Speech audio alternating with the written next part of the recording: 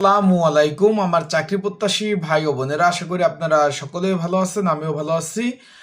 Bangladesh railway কিন্তু বিশাল বড় একটা নিয়োগ বিজ্ঞপ্তি প্রকাশ করেছিল 4 ক্যাটাগরির। এখন এটার পদের পরীক্ষা কিন্তু আগামী 23 জানুয়ারি এবং 24 জানুয়ারি কিন্তু পরীক্ষা অনুষ্ঠিত হবে। অলরেডি তারা নোটিশ প্রকাশ করে দিয়েছে।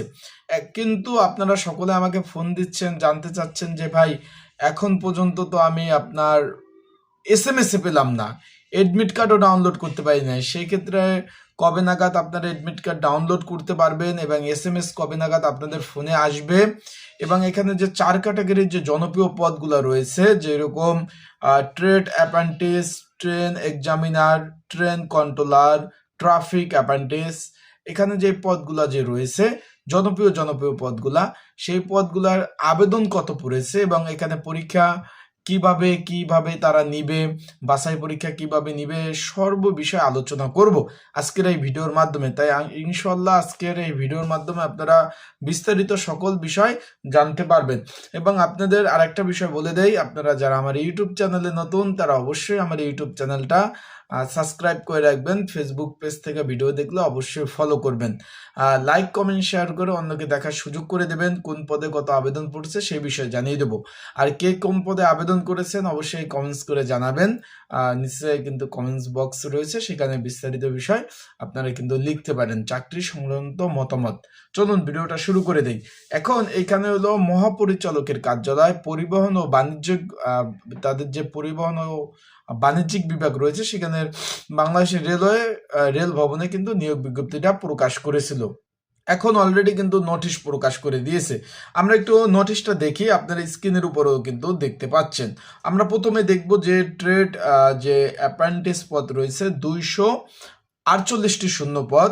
এখানে 20তম গ্রেড 8,250 টাকা থেকে 20,010 টাকা বেচিক ছিল।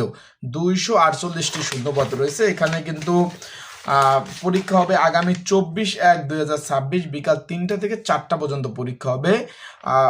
ঢাকা উত্তর এবং দক্ষিণ সিটি কর্পোরেশনের 20টা স্কুল অ্যান্ড কলেজে কিন্তু পরীক্ষা অনুষ্ঠিত হবে। এখানে কিন্তু ভাই পরীক্ষার্থী হলো 86,198 জন, একজন দুইজন কিন্তু পরীক্ষার্থী না। 86,198 জন পরীক্ষার্থী পরীক্ষা অংশগ্রহণ করবে, যা 248টি শূন্য পদের বিপরীতে। তার মানে একটা পদের বিপরীতে 347 জন করে আপনারা লড়বেন। 347 জন করে এই যে বাছাই পরীক্ষায় লড়বেন, সেখানে কিন্তু একজন পাশ করবেন। মানে বুঝতেই তো পারছেন ক্যান্ডিডেট কি পরিমাণ। এখানে বাছাই পরীক্ষা হবে, প্রাথমিক বাছাই পরীক্ষা মানে এমসিকিউ পরীক্ষা হবে।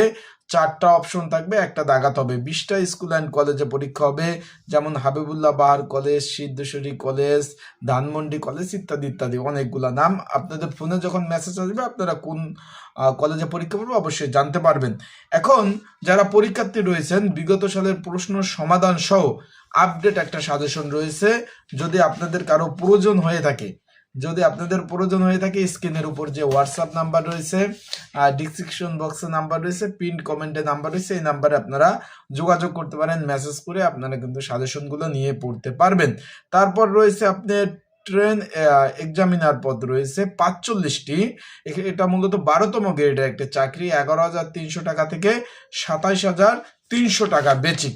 আমরা এখন এখানে এই পদটি নিয়ে একটু আলোচনা করি যে এখানে কত আবেদন পড়েছে এবং পরীক্ষা কয়টা কেন্দ্র হবে।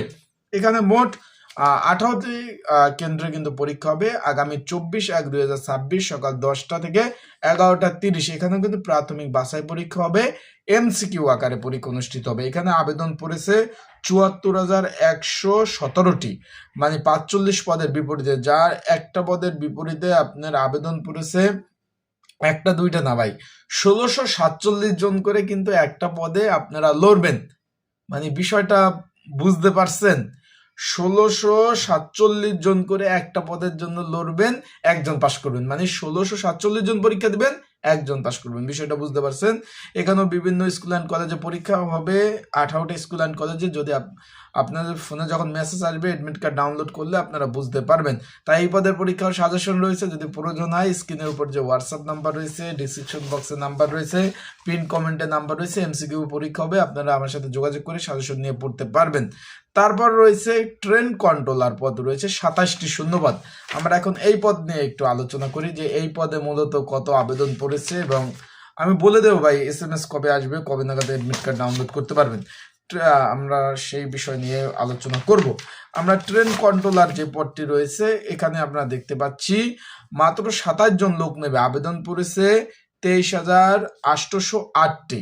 এখানে 4টা স্কুল অ্যান্ড কলেজে পরীক্ষা অনুষ্ঠিত হবে। এখানে 23,808টি আবেদন পড়ছে, যা একটা পদের বিপরীতে 881 জন করে কিন্তু পরীক্ষায় অংশগ্রহণ করবেন। বিষয়টা ক্লিয়ার?